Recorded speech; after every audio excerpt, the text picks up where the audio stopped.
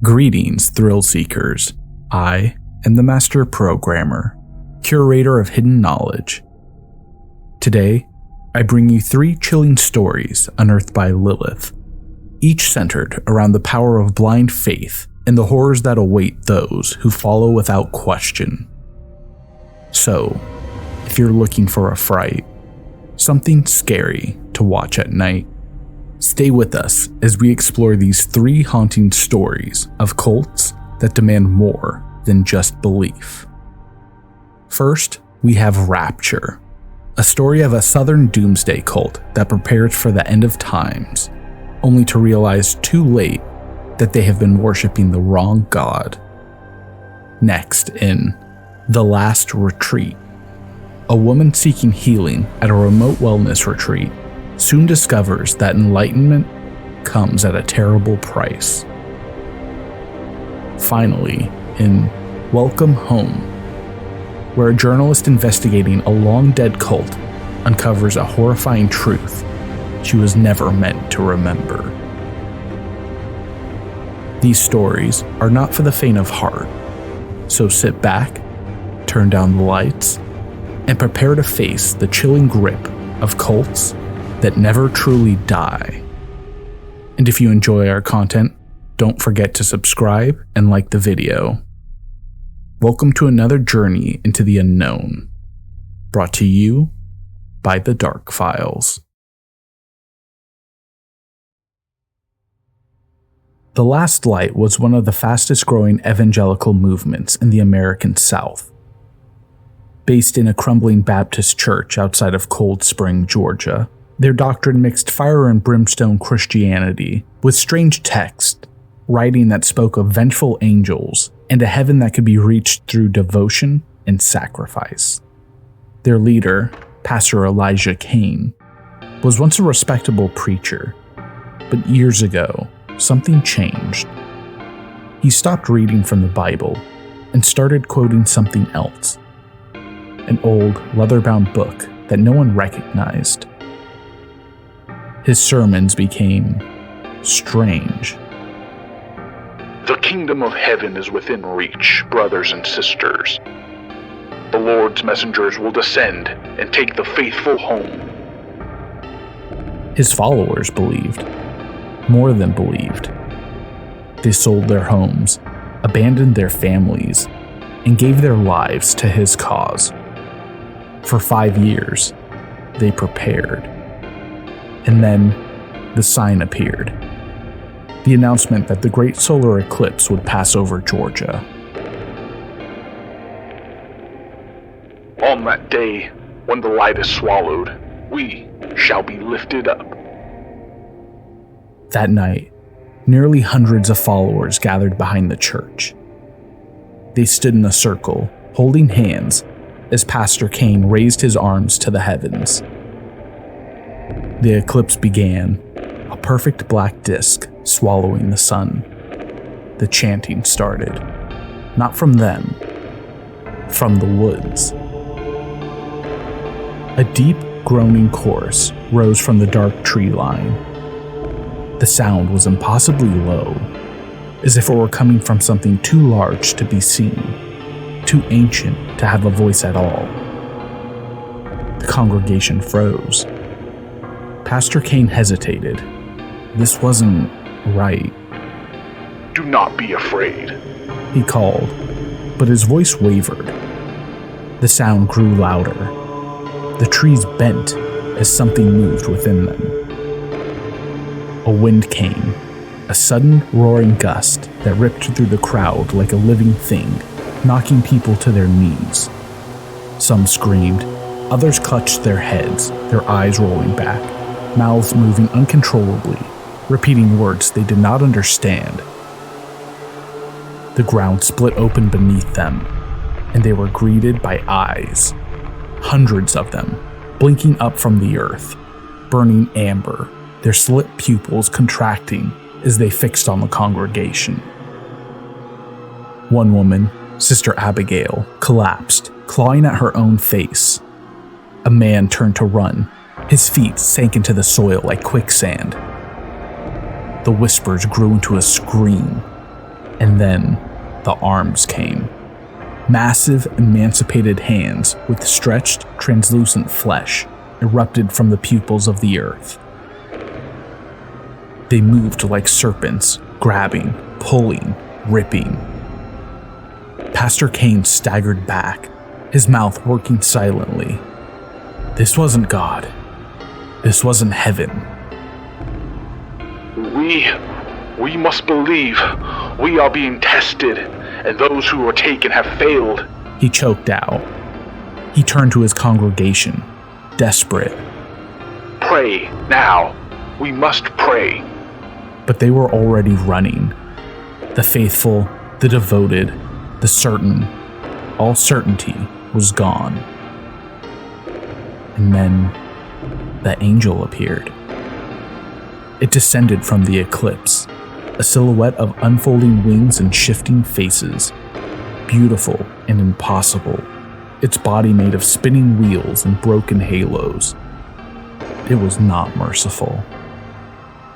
It opened its many mouths, not to bless, to consume. Pastor Kane fell to his knees, his body convulsing, his mind flooded with a voice too vast, too ancient, too powerful.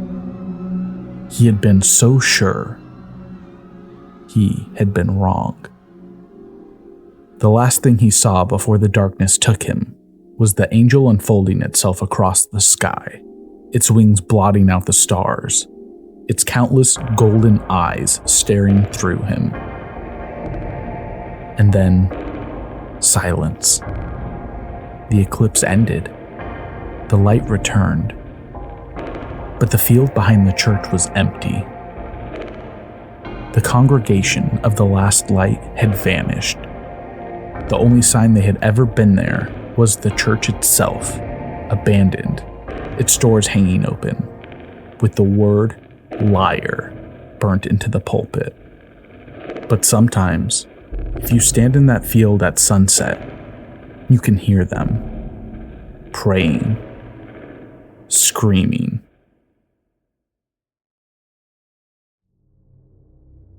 The road to Solace twisted through the Blue Ridge Mountains, narrowing to a gravel path that wound deep into the trees.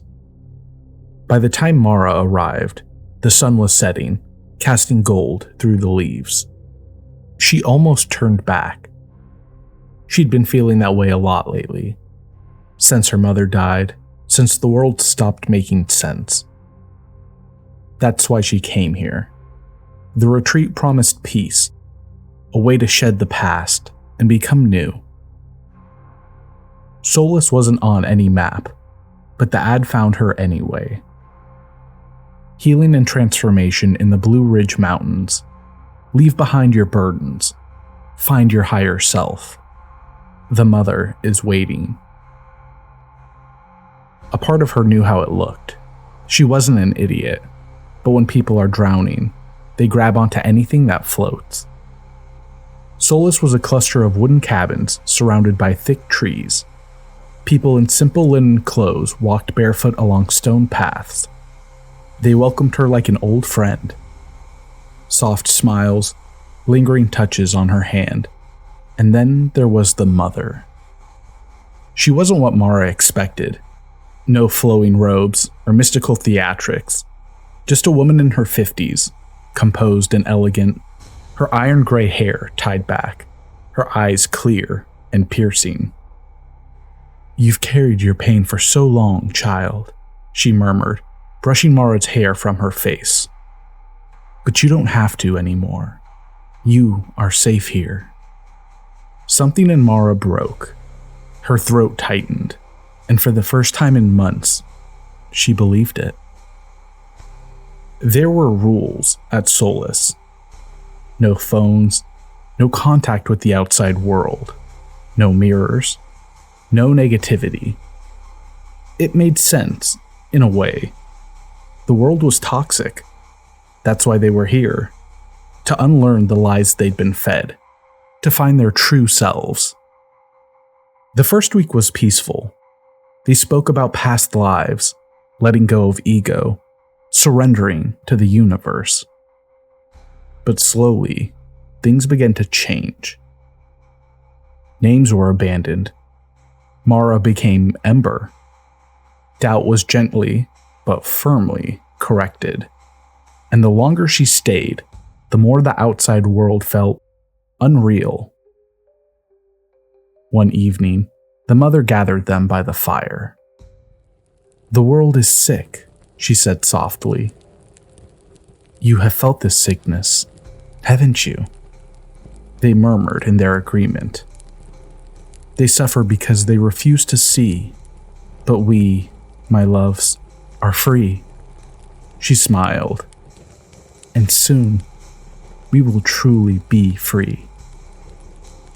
Mara felt something shift in the air.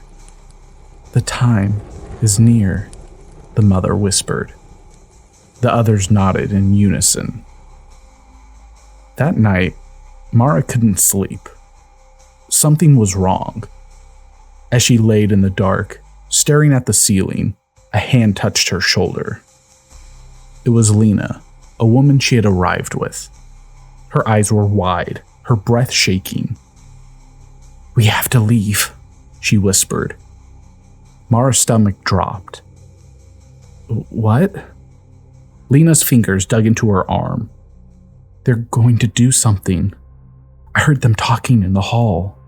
They keep saying we're ascending soon."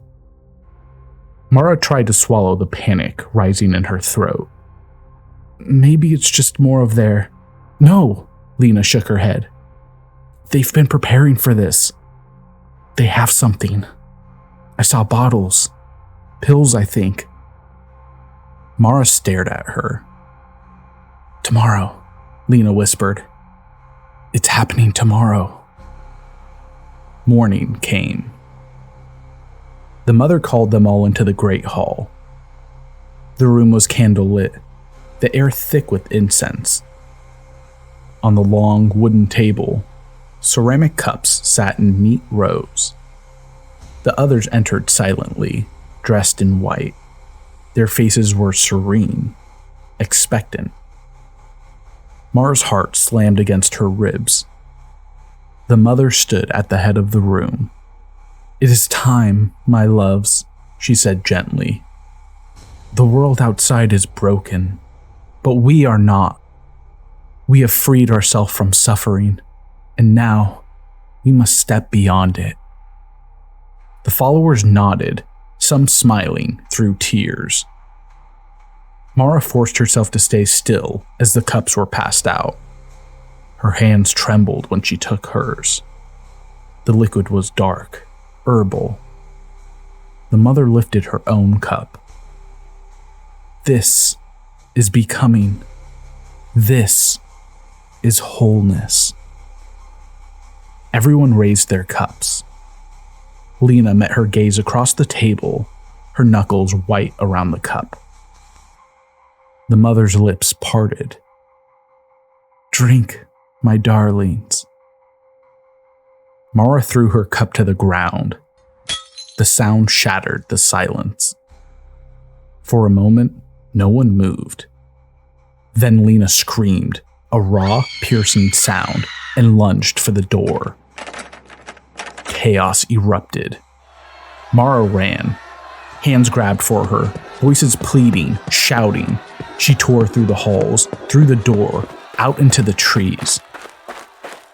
Branches tore at her skin. Footsteps pounded behind her. "Mara," the mother called, "you are making a mistake." Her voice was so calm. Mara didn't stop. She ran until her lungs burned, until the voices faded, until she stumbled onto the highway, where a pair of headlights nearly blinded her. She collapsed into the road, gasping. The driver jumped from his truck. "Jesus Christ, lady, what in the hell are you doing out here?" Mara looked back. The woods were empty. A year later, and Mara doesn't like to talk about Solace. She told herself it was just a wellness retreat gone wrong, that she was lucky. One night, her phone buzzed. An ad. healing and transformation in the Blue Ridge Mountains. Mother is waiting.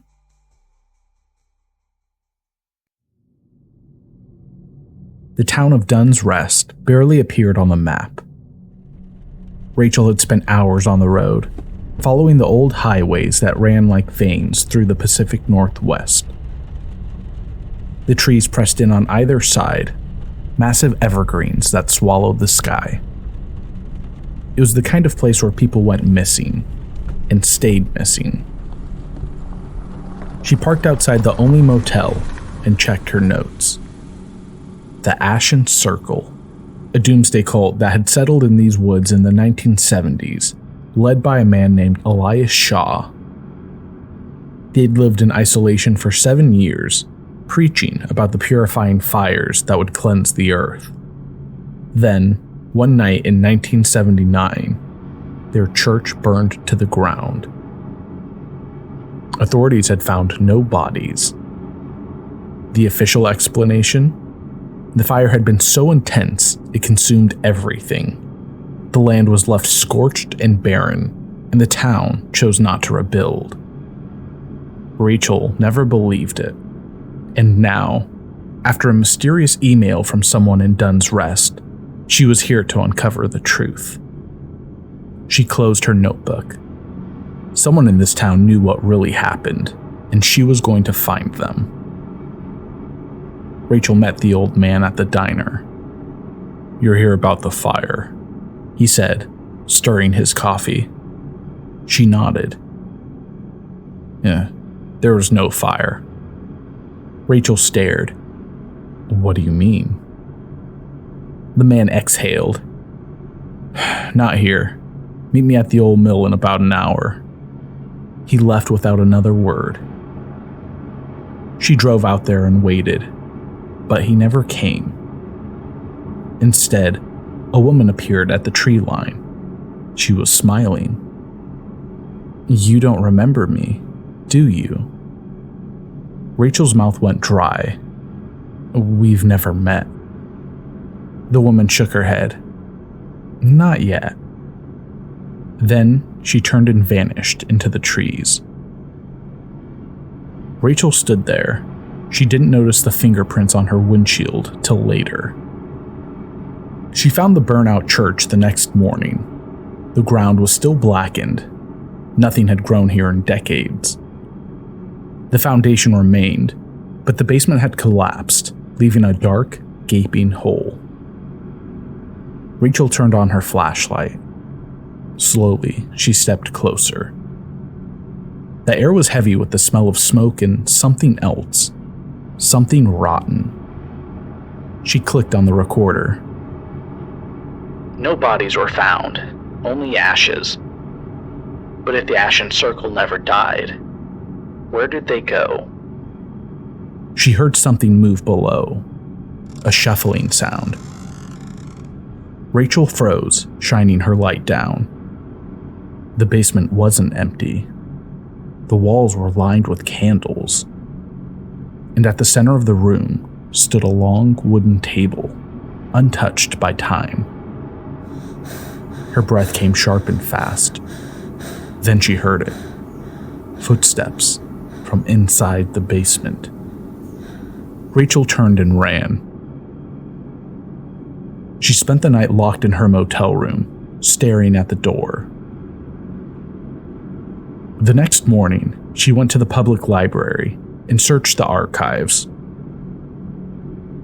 She found a newspaper clipping from 1954. Dunn's Rest Annual Gathering, June 18th. The photo showed a large group of people standing in front of St. Helena's Church. Rachel's stomach dropped. The same faces, the same scarred man at the center. Elias Shaw. It was like they never aged. They had never died.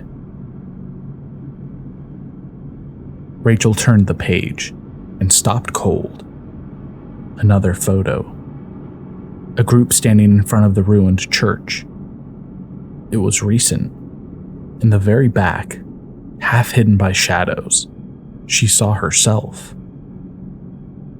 She touched the picture, her fingers trembling. Memories lurched forward. Smoke, chanting, a hand pulling her away. Don't look back. She had been there. She had been one of them. Behind her, someone whispered, "You remember now, don't you?" Rachel turned. The woman from the woods stood at the aisle's end. Not just a stranger anymore. A sister. The room shifted. For just a moment, the bookshelves melted like blackened beams, and the scent of burning wood filled the air. Rachel's pulse pounded. No. The woman smiled.